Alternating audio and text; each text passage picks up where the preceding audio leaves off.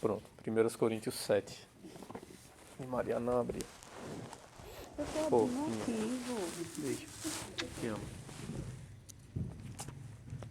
É bom que tu tá passando essa vergonha pra todo mundo. Eu sei. E aí, galera? Certo, deixa eu ver aqui. 1 Coríntios 7, 3 e 4. Alguém pode ler pra mim? Eu vou ler, porque aí fica aqui. O marido conceda à esposa o que lhe é devido, e também, semelhantemente, a esposa ao marido. A mulher não tem poder sobre o próprio corpo, e sim o marido. E também, semelhantemente, o marido não tem poder sobre o seu próprio corpo, e sim a mulher. O que é que esse texto está dizendo aqui? Ele só está elaborando algo que já está implícito em Gênesis 2:24, que é o fato de que o meu corpo não é simplesmente mais meu corpo. Esse corpo é o corpo de Maria, certo? E esse corpo aqui não é mais simplesmente o corpo de Maria, ele é o meu corpo. Então eu tenho, vamos dizer assim, direitos sobre o corpo dela, ela tem direitos sobre o meu corpo, mas ela tem deveres com o meu corpo, assim como eu tenho deveres com o corpo dela. Nós pertencemos um ao outro. E quando é que isso aconteceu? Quando é que a gente passou a pertencer um ao outro? A gente passou a pertencer um ao outro quando a gente fez uma aliança que fez com que a gente se entregasse um ao outro. Nós temos compromisso permanente um com o outro. Então, a gente não está junto só quando a coisa é boa. A gente está junto sempre. Quando a coisa é boa, quando a coisa é ruim, quando o bicho aperta, quando é muito legal estar com ela, quando a gente está viajando e quando a gente está durante a madrugada acordado porque o bebê está acordado e vomitando. A gente está junto em todas essas circunstâncias. Quando eu fui para a UTI por causa do exame que eu tive, quem estava lá comigo era Maria. Então, a gente fez essa aliança de entrega um ao outro. A aliança permanente de estar permanentemente comprometido em fazer bem um ao outro. Então, a gente se entregou um ao outro. E quando a gente fez isso, a gente recebeu algo quando fez isso. A gente recebeu o corpo do outro. A gente recebeu o outro inteiro. Então, é isso que acontece quando a Bíblia fala que agora os dois são uma só carne, certo? E esse texto está dizendo, olha gente, nesse contexto, eu não me maculo quando eu me relaciono sexualmente. Isso não macula. Por quê? Porque houve um compromisso antes e agora quem está diante de mim é Maria completa. É Maria inteira. Os defeitos dela, as qualidades dela, as necessidades dela, os potenciais dela. E quem está diante dela sou eu inteiro. Não existe seccionamento. Não existe, eu vou estar com ela nesse momento ou naquele momento, não. Entendeu? A Bíblia, em vários momentos, ela vai falar sobre o casamento como um leito imaculado. Por exemplo, lá em Hebreus 13, ele diz que digno de todo louvor é o leito imaculado. Vamos abrir esse texto. Tu me dá, amor, para eu ver exatamente. É Hebreus 13, eu só não lembro por eu acho que é 13:3.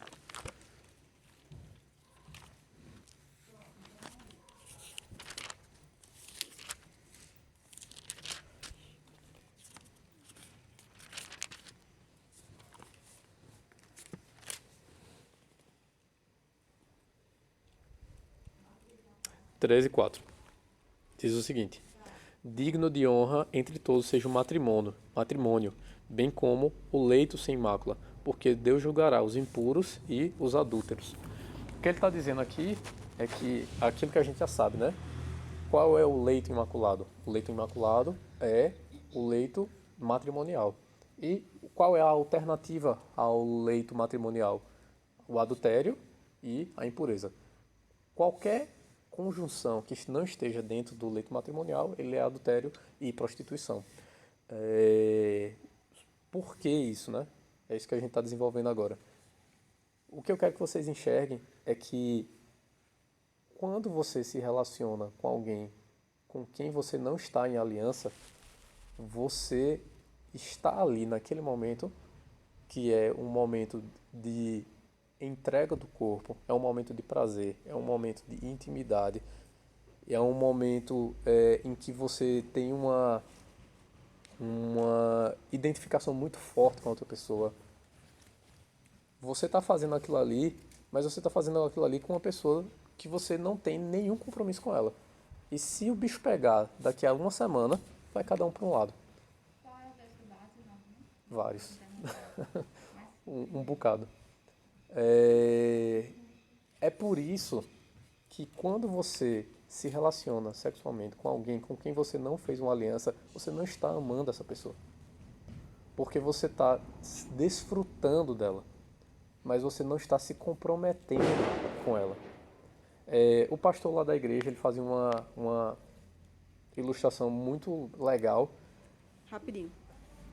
E por mais que você diga assim, mas eu namoro com essa pessoa há 3 anos e a gente vai casar. Então, se acontecer uma besteira, daqui a uma semana não vai um para cada lado. Tipo, nós vamos juntos enfrentar a besteira. Entendeu? Existe essa resposta, né? Mas, tipo, quantos namoros vocês não viram aí de 10 anos? Acabar. Muitos anos. E acabar. Tipo, acabar pelos motivos mais loucos. Tipo, casamentos acabam porque namoros não acabam. De pessoas sérias, pessoas mais maduras. Quantos? Muitos, inúmeros. E o que eu diria, e eu queria desenvolver isso, mas o que eu diria é o seguinte: mas eu não vou deixar essa pessoa daqui a uma semana. Então case. Não, mas eu não estou pronto para casar. Então você não tem uma aliança. Se você não está pronto para fazer uma aliança, se você não está pronto para assumir aquela pessoa, não se relacione sexualmente com ela. O corpo, a Bíblia está sendo muito clara aqui, o corpo não é seu. O corpo não é seu.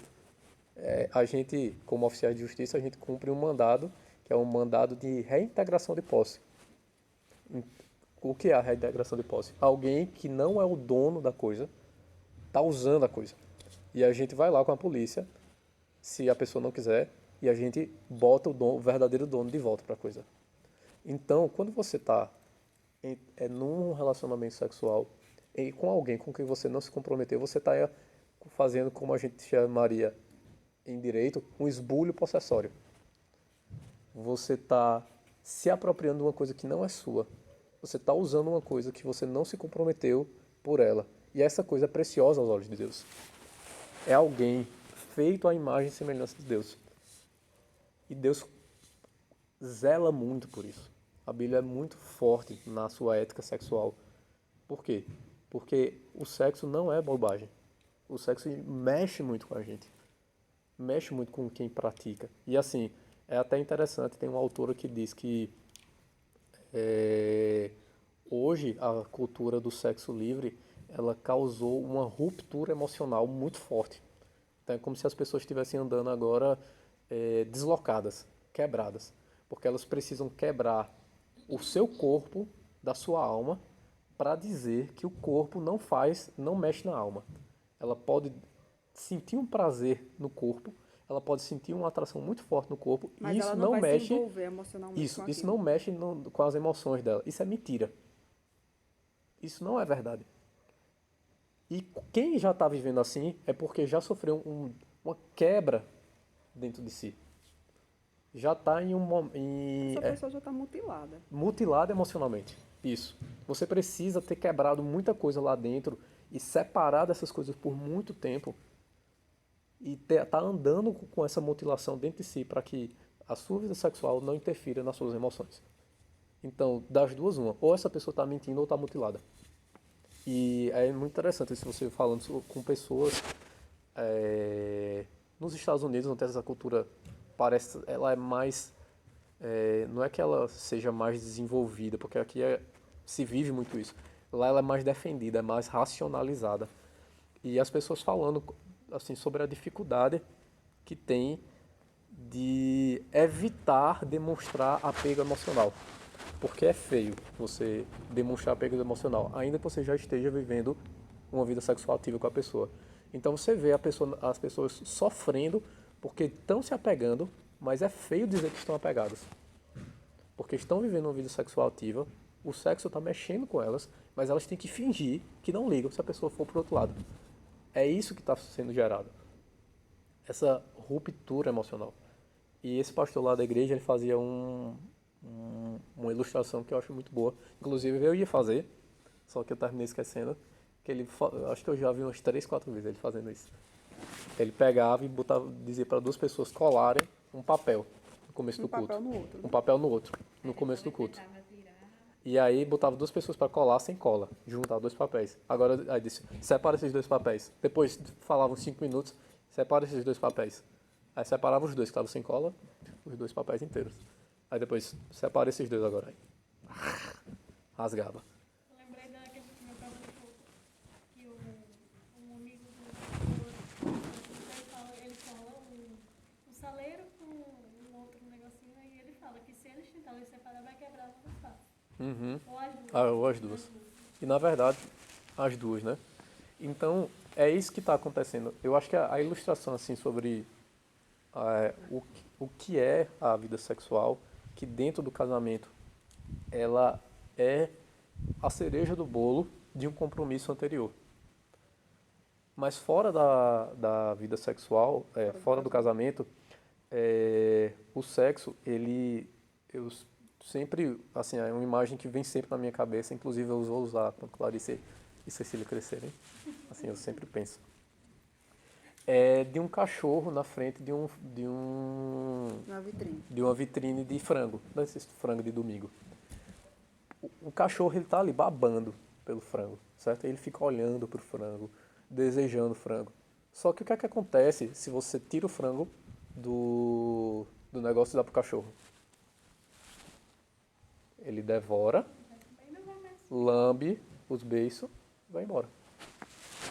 Isso é o sexo sem a aliança do casamento. E por isso que se relacionar sexualmente com alguém com quem você não se comprometeu é desprezar essa pessoa. É não amá-la. E é por isso que é pecado. Você está desfrutando de alguém. Só que pessoas não são videogame.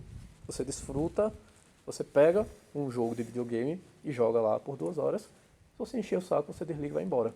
Pessoas não são videogame. O corpo de outra pessoa não é um passatempo. Esse é o motivo do sexo ter sido reservado para o casamento. Tu me dá o celular? Tô com tanto frio, meu senhor. Onde é que tá aberto, mano?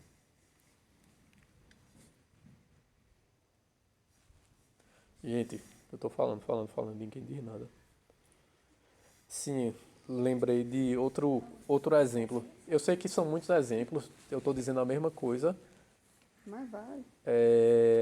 através de vários exemplos. O papel, o frango de padaria e o cachorro.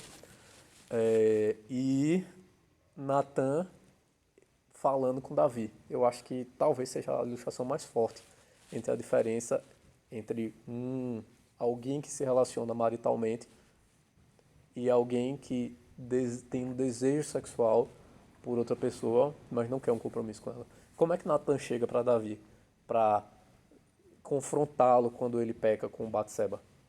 Ele diz assim, ó, tinha 2 homens, um rico e um pobre. E o pobre tinha uma cordeirinha que ele tratava como sua própria filha. E ele levava para sua própria cama, alimentava e cuidava dela. E o rico, chegou um viajante e ele queria fazer um banquete. E o homem rico mandou pegar a cordeirinha e preparou ela para o banquete na sua casa. Qual é a diferença aqui? Um homem cuidava da cordeirinha e o outro assou a cordeirinha, se banqueteou com a cordeirinha. Essa é a diferença entre a vida sexual dentro do casamento e a vida sexual fora do casamento. Você se comprometeu, você vai cuidar. Os dois vivem uma relação. Do outro lado, não. Vocês estão desfrutando um do outro.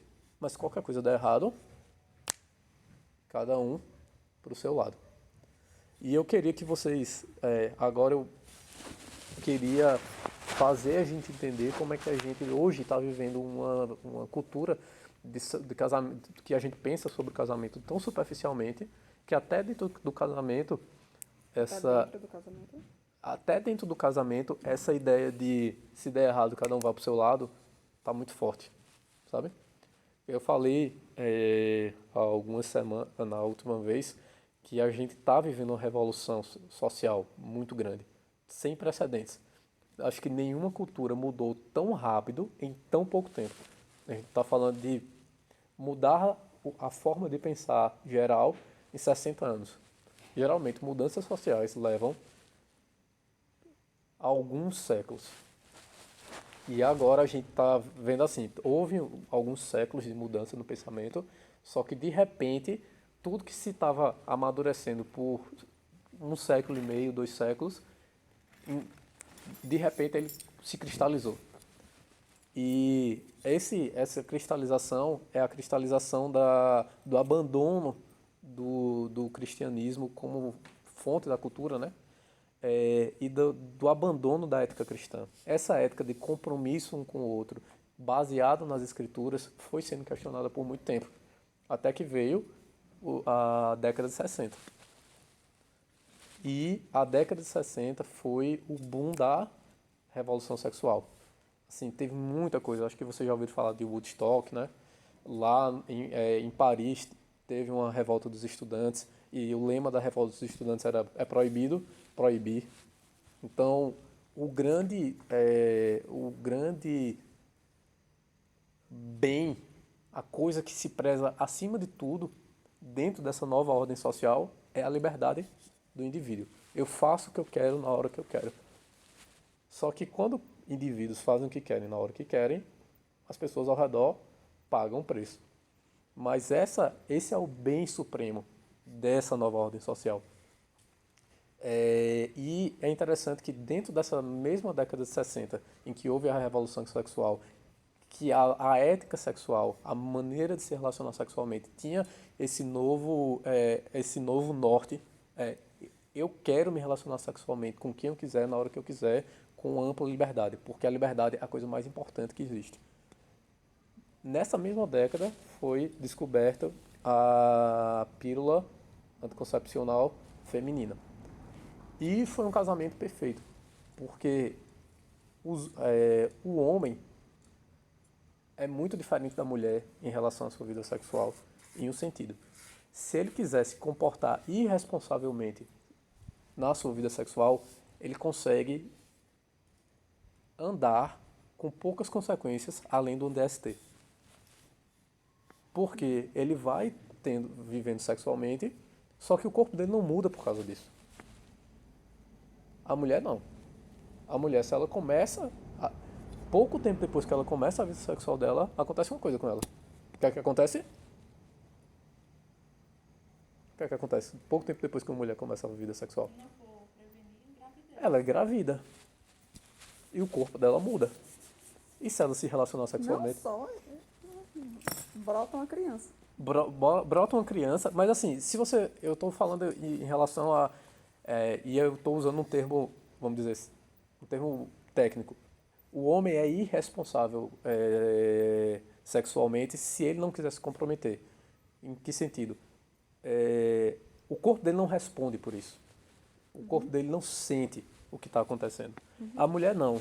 Ela pode não ligar para isso, mas ela sente o que está fazendo. Porque ela vai engravidar uma vez, ela vai engravidar duas. E cada gravidez o corpo paga um preço. Então, se ela continuar engravidando, ela vai continuar pagando preço pela vida sexual, enquanto um homem não. O homem, ele só sente o peso da vida sexual dele se ele se comprometer voluntariamente com o resultado da vida sexual dele. A mulher não. Só que nessa década aconteceu uma coisa. Veio a pílula anticoncepcional. Então, é quase que o casamento perfeito. Eu quero a liberdade sexual completa e me deram um jeito das mulheres serem quase tão irresponsáveis sexualmente quanto o homem. Só que o fato é que a pílula anticoncepcional não consegue resolver todos os problemas de uma mulher que deseje viver uma vida sexual ativa e não ter filhos. Sempre, nenhum método anticoncepcional é 100%. Então, no dia que a mulher iniciar uma vida sexual, ela está em sério risco de gerar uma vida nova. Por isso, e é isso que eu quero que a gente pense aqui, a cultura da sexualidade livre é a cultura do aborto. Quando você vive uma vida sexual em que você quebra a vida sexual das responsabilidades que ela gera, a responsabilidade afetiva e a responsabilidade com o fruto, que são outras crianças, você vai querer suprimir esse fruto indesejável. E o fruto indesejável, o maior fruto indesejável é outras vidas humanas. Nessa mesma década, vamos lá, teve a revolução sexual, o boom da revolução sexual, a descoberta da pílula anticoncepcional, e nos Estados Unidos teve o grande caso, que foi de Wade versus Roe, que a partir do qual se permitiu nos Estados Unidos o aborto em todos os estados, até 12 semanas, se eu não me engano. Então, tudo isso acontecendo muito perto. Por quê? Porque foi criada uma demanda aqui. Eu não quero saber de casamento. Eu não quero saber de compromissos estáveis. Eu quero viver minha vida sexual livre. O que é que começou a acontecer? Crianças da liberdade. Filhos dessa liberdade. Filhos sem estrutura. Filhos sem a proteção do lar. E aí, pouco tempo depois, o pessoal começou a reclamar o direito de viver a vida sexual livre. No seminário, eu fiz um trabalho sobre o aborto. E para fazer esse trabalho, eu estou me tremendo aqui, é o frio. Para fazer esse trabalho, eu tentei ler autores que são a favor do aborto, para poder falar com propriedade, não simplesmente falar de gente que critica a prática. E é interessante como nessas literaturas mais voltadas para o público que já está com o coração aberto ao aborto, não se fala mais que aborto é uma questão de saúde pública, como geralmente se fala. Porque não é esse o ponto. Esse é o ponto, simplesmente, quando você ainda não está aberto à questão. Porque você precisa sensibilizar alguém que está fechado. E você simplesmente dizer que a defesa do aborto é a defesa da liberdade da mulher de fazer o que quiser, trava o coração de quem ainda não está aberto. Mas uma vez que você esteja aberto, eles admitem. A luta aqui é pela liberdade. O que é que a gente quer? Uma liberdade a todo custo. Inclusive, se custar o fruto do ventre, que seja. Por que eu estou trazendo tudo isso aqui, nesse dia? Porque quando a gente admite, pelo menos na nossa cabeça, que não é pecado, ou que não deveria ser pecado, o sexo antes do casamento, é para esse ramo do mundo que a gente está andando. É esse estado de coisas que a gente está aceitando. É o estado de coisas em que a gente olha para o sexo e diz, não tem consequências. Por que Deus não permitiu que a gente fizesse isso fora da aliança? Fora de uma aliança em que um diz o outro, o que acontecer aqui dentro a gente se responsabiliza juntos. Pessoas que estão casadas, elas podem fazer planejamento familiar. Mas se o planejamento familiar sai do script, os dois vão juntos cuidar da criança que foi gerada. Mas quando você não está em uma aliança e vem a pessoa indesejada, a sua tendência vai ser tentar extinguir essa pessoa. Eu não sei, assim, não sei o que é que vocês pensam a respeito disso. Não sei o que é que vocês têm visto a respeito disso. Mas o discurso de dizer que o aborto é uma questão de saúde pública é um discurso que é, assim, ele é frágil, muito frágil, sabe? Ele é filosoficamente frágil. Ele é argumentativamente frágil. Diz aí. E quando uma pessoa é estuprada, como é que a gente pode convencer de uma forma leve a essa pessoa a gerar uma Eu acho o seguinte. E aí, deixa eu falar sobre o que eu ia falar e depois eu entro nisso. Você falar que é uma questão de saúde pública, é você. E quando eu quero dizer que não é apenas uma questão de saúde pública, eu não estou dizendo que a questão do aborto não seja uma questão que se deva ser tratada, deva ser pensada. Quando eu estava fazendo esse trabalho, eu fiquei impressionado com, se o dado estava certo, a quantidade de mulheres que já tentaram aborto. Ou que já pensaram em tentar aborto. Era coisa assim, 1 para 10. 1 para 10, não. 1 para 10 já pensou? Só? Ou mais do que isso. Mas se for 1 para 10 já é muito, tá ligado? Eu não senti não. Pode. Vamos pra ali? Bora. Quer pausar o vídeo? Não, não precisa não. Tem como ele abrir ela? Tu, tu abre lá, amor? Mas a pergunta, ainda não existe ainda muito estudo? Acho que mais um pouquinho, mais uns 10 minutos. Beleza. Peraí, eu vou abrir. Beleza, eu vou.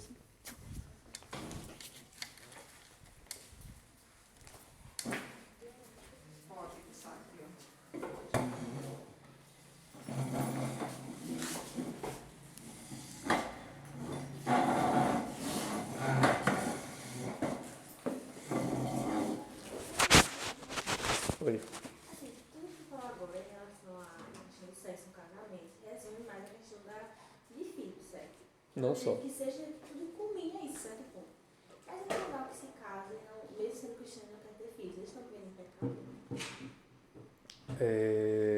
Eu acho que a pergunta é se o casal cristão que não tem filho está vivendo em pecado. Eu acredito que eles estão com uma visão errada e uma visão pecaminosa a respeito da importância da vida humana.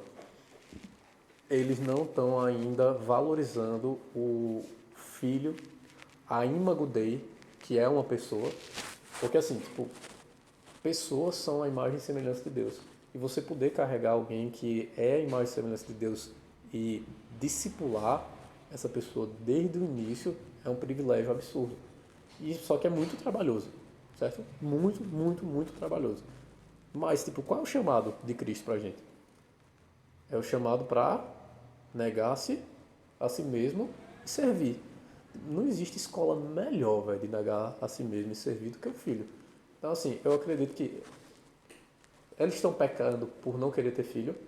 Eu não diria que especificamente não querer ter filho é um pecado, mas decorre de uma falta de compreensão de muitos aspectos da vida cristã, entendeu? Decorre de você valorizar a imagem de Deus em outras pessoas, decorre de você não estar disposto a abrir mão por outras pessoas. E assim, você tem que estar disposto a abrir mão por pessoas que você não conhece. E aqui você está sendo chamado para abrir mão da pessoa que quando nasce, não tem ninguém que diga, eu não conheço um amor como esse. Desperta um cuidado muito grande na gente. Então é como se fosse assim, existe uma escola de negar-se a si mesmo. Essa escola é ter filhos. Só que ela é muito trabalhoso, mas é mais fácil, porque é alguém que você naturalmente gosta muito.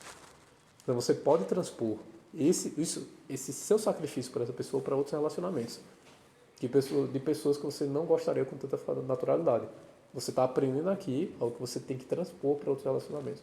Por isso que eu diria, eu acredito que essa pessoa tem que amadurecer muito na vida cristã dele, olhar para Cristo que se esvaziou, que sendo Deus não usurpou o ser igual a Deus, antes se esvaziou, assumiu a forma de servo. Então, essa é a vida da gente. Essa é a vida crucificada da gente, de se esvaziar e assumir a forma de servo. Se a pessoa não quer ser servo do próprio filho, então tem alguma coisa errada, né? Então, essa eu acredito que é por aí, sabe? O que é que eu estava dizendo mesmo? Qual foi a tua pergunta do estupro? Da questão de saúde pública.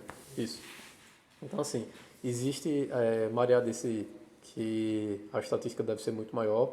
Então, assim, realmente é uma coisa muito comum. E eu percebi que era muito comum porque eu estava conversando uma vez sobre algum assunto e eu falei sobre uma droga. que é utilizado para indução de parto. A droga tal, aí uma pessoa que não é da área da saúde disse, essa é a droga que é usada para aborto. Eu disse, não sei se é usada para aborto. E depois eu fui lá e pesquisei e é. Então, tipo, aquela pessoa que não era da área de saúde tinha conhecimento sobre qual é o tipo de droga que é utilizado para fazer aborto. Então é uma coisa difundida, entendeu? É um problema a ser enfrentado. Mas por que não é um problema só de saúde pública? E eu vou usar um exemplo que eu acho que vai ajudar. Se fosse cientificamente provado que os homicídios diminuem caso você permita que qualquer pessoa que queira matar outro possa matar, desde que seja acompanhado antes por um psicólogo e por um psiquiatra e tem algumas sessões de acompanhamento. Então, como é que seria isso? Eu não gosto de Nandinho, não, velho. Eu quero matá-lo. É, só um exemplo. Eu quero matá-lo. O que é que ele fez contigo? Nada. Mas eu quero matá-lo. Eu vou fazer o seguinte. Eu vou falar com a polícia e a polícia vai pegar Nandinho e vai prender. E vai deixá-lo em custódia por alguns dias. Certo? E aí eu vou ser acompanhado por um psicólogo, ter várias sessões. E prova-se cientificamente que essas sessões são tão eficazes que o número de homicídios terminou diminuindo com esse jeito. Se eu decidir matar alguém, eu mato. E o Estado vai me ajudar a fazer isso, certo? Isso seria uma questão de saúde pública. Diminui a quantidade de mortos. Que viajada, né? Peraí, calma. Tô tentando... Fez sentido no início pra mim, mas agora eu me perdi. Veja só. Vou pensar. Imagine assim, que foi provado cientificamente que eu posso, se eu decidir matar acompanhado pelo Estado, diminui o número de homicídios, certo? Seria certo permitir esse esquema que eu acabei de falar, eu procuro a polícia prende quem eu quero matar e deixa ele preso por um tempo, até que eu tente me convencer de que matá-lo não é a solução. Mas se no final das sessões eu quiser matar, eu posso matar. E provado cientificamente que diminui a taxa de homicídio. Mas qual é a relação? É tipo... Porque a relação da mãe com o bebê é a mesma, entendeu? Ela tem que... Existe um projeto de lei que fala isso, Não, que ela rápido. tem que ter algumas sessões, não sei o Isso, que lá. não, mas assim, o que eu quero que vocês esqueçam o aborto. Eu quero que vocês dizem, isso seria só uma questão de saúde pública, vocês aceitariam, pelo argumento de que diminui o número de homicídios, Mas diminui como? É que eu não entendi. diminuiria assim, porque assim, vê, Eu aprender É uma por isso solução. que a questão de permitir o aborto, ele está explicando que por isso que não faz sentido. diminuiria assim, quando eu vou tentar matá-lo, eu posso matar outras pessoas no meio do caminho. Porque pode ter resistência, eu posso atirar no meio de uma multidão e outras pessoas morrerem. É uma hipótese. Entre no mundo que eu estou, certo? Diminui, certo? O número de homicídios, as pessoas que matariam sem um acompanhamento deixaram de matar. Diminuiu a quantidade de homicídios. Seria certo? Por que não seria certo? É uma questão de saúde pública. Diminuiu o número de pessoas que estão morrendo. É? Vocês vão entender, minha gente. Tainá tá fazendo uma cara de... Não, eu entendi. Eu acho que dá uma justificativa, mas eu não consigo explicar. Tipo assim, Por que você não deixaria? Eu vou dizer por que você não deixaria. Porque você não pode escolher matar uma pessoa e tipo, você fez 30 sessões, problema seu, você podia fazer 100, meu filho, mas você não pode tirar a vida de outro. Questão de saúde pública. Entendeu? Qual é a quantidade de veneno que você precisa para matar os Aedes aegypti? Certo? Por quê? Porque a Aedes aegypti não é uma pessoa. A vida de uma pessoa, ela não está em pé de igualdade com a vida do Aedes aegypti. Então, se o Aedes aegypti está matando pessoas, é uma questão simples de saúde pública. Você tem que ver qual é a melhor maneira de diminuir, de aniquilar os mosquitos para diminuir o sofrimento humano. Certo? Nandinho é uma pessoa. A gente não aceita que, por mais que fosse diminuir a quantidade de homicídios, que eu simplesmente escolhesse que a vida dele pode acabar. Isso não pode existir. Porque a gente está entre duas pessoas, dois bens de igual valor. A minha vida e a vida dele. Só que não é nem só a minha vida e a vida dele, é o meu gosto e a vida dele. Então existe um bem menor aqui. Pense aí, Nandinho, uma pessoa inocente, um bom menino, que não mata ninguém, entendeu? Isso. Não vamos entrar tipo, é um serial killer. Aí é outra história. Mas eu tô falando do Nandinho. Isso. Então, assim... Tu não é serial killer, né? Não, né? Então, assim, quando você diz que é só uma questão de saúde pública, você está tirando a humanidade daquele bebê. Quando você continua o argumento, significa que aquele valor é um valor relativo. Se o número de mortes diminuir, eu posso admitir que a gente, todo mundo junto, vamos dizer assim, concordando, mate o feto. Tipo assim, é uma questão de saúde pública, porque existem vários bebês de mães despreparadas, mães adolescentes, mães pobres, não sei o que lá. Beleza, por causa disso a gente vai sair metralhando todo mundo, pronto, acabou. Então, é como se fosse assim, você está dizendo que é uma questão de saúde pública porque essa vida que está aqui, ela pode ser relativizada. Se ela parar de existir, vai resolver mais problemas, então eu posso extinguir essa vida para resolver os problemas. Que esse foi o exemplo que eu tentei dar. Se permitir que as pessoas extingam os outros vai resolver os problemas, então a gente pode permitir que as vidas sejam extintas, porque vai resolver o problema. O que é que você está fazendo? Você está relativizando o valor da vida humana. Você está fazendo um cálculo... Aquilo ali vale pouco. Você está fazendo um cálculo com a vida humana. Só que a gente não trabalha com a vida humana como se fosse um valor relativo. A gente trabalha com a vida humana como um imago Dei. Então a gente não pode pensar a destruição de uma vida como uma solução de um problema. A gente não pode começar a trabalhar com isso. E também, assim, se você começa a ler um pouco os dados, você vai ver que em países que houve a permissão da prática do aborto, o aborto ele cresce muito por alguns anos até se estabilizar. Eu estava pesquisando hoje sobre o Uruguai. O que é que aconteceu no Uruguai depois que houve a permissão do aborto? Em 2015, se não me engano, ou 2011, não lembro exatamente. Antes do período em que houve a legalização do aborto, tinham morrido em 5 anos 25 mulheres no Uruguai, que tem uma população de 3 milhões de pessoas, em decorrência da prática de aborto clandestino, certo? Então, uma taxa de 5 mulheres, mais ou menos, por ano. Isso é uma coisa irrelevante? Não. São 5 vidas por ano. Não é irrelevante, certo?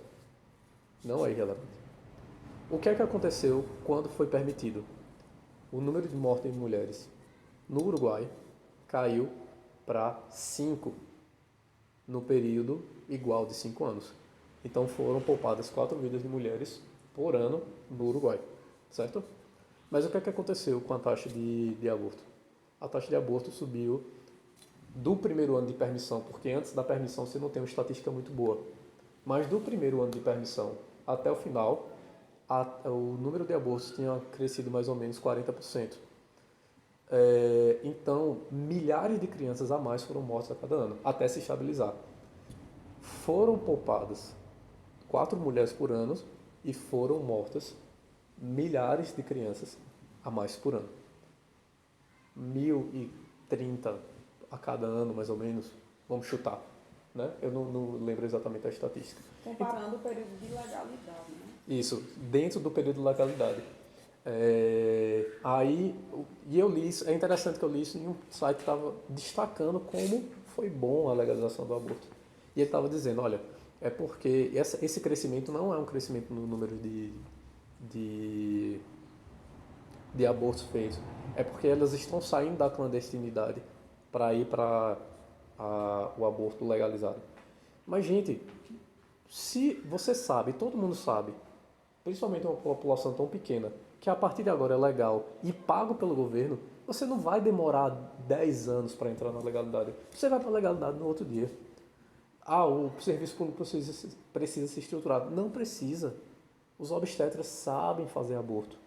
Por quê? Porque eles fazem aborto hoje. Existem várias situações que é necessário o aborto. Eles já sabem. Os hospitais estão prontos para fazer aborto. Eles fazem aborto. Porque existem várias situações em que o aborto é necessário. Os profissionais estão treinados. Não existe um tempo para ir se treinando. Então, o que aconteceu foi que, por ano, 4 vidas de mulheres foi poupada. Isso é bom. Mas milhares de fetos morreram. Milhares de crianças foram mortas.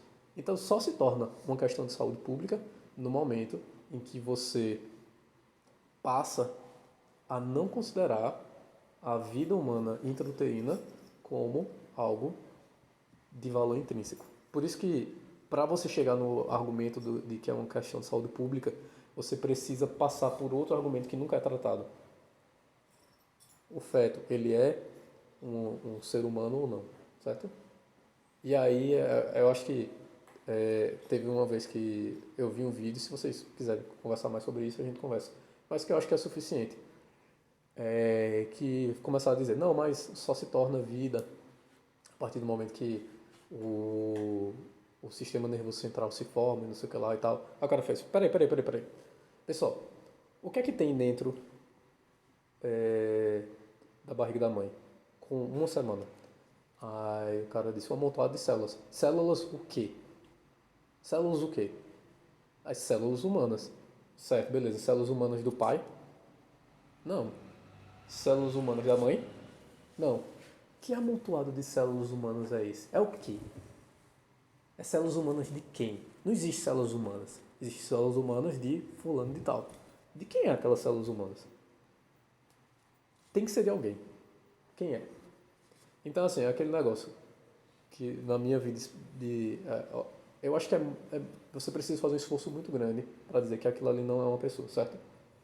De toda forma, ainda que você faça esse esforço, teve uma vez que eu fui fazer uma desapropriação, uma reintegração de posse, em umas casas de taipa que tinham sido construídas, de taipa não, de madeira com papelão, que foram construídas em um terreno. O pessoal invadiu o terreno e fez umas casas para dificultar a retomada do terreno. O que é que eu, como oficial de justiça, fiz em todos aqueles casebrezinhos? Tinha um trator que ia passar por cima daquelas casas. O que é que eu fiz?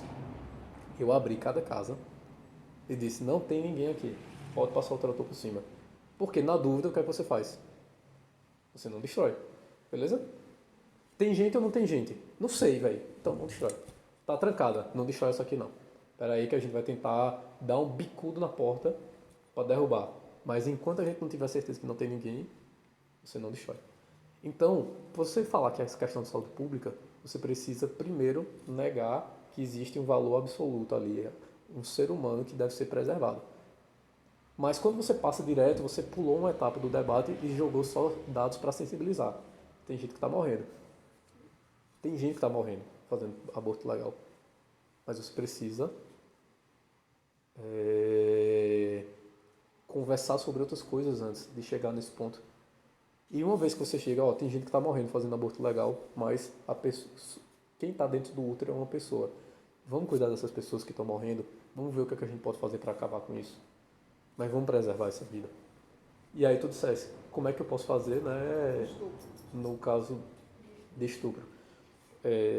Eu acho que tu dissesse de uma maneira leve. Não existe maneira leve, entendeu? Existe alguém que foi violentada, velho. E ela tá sangrando, certo?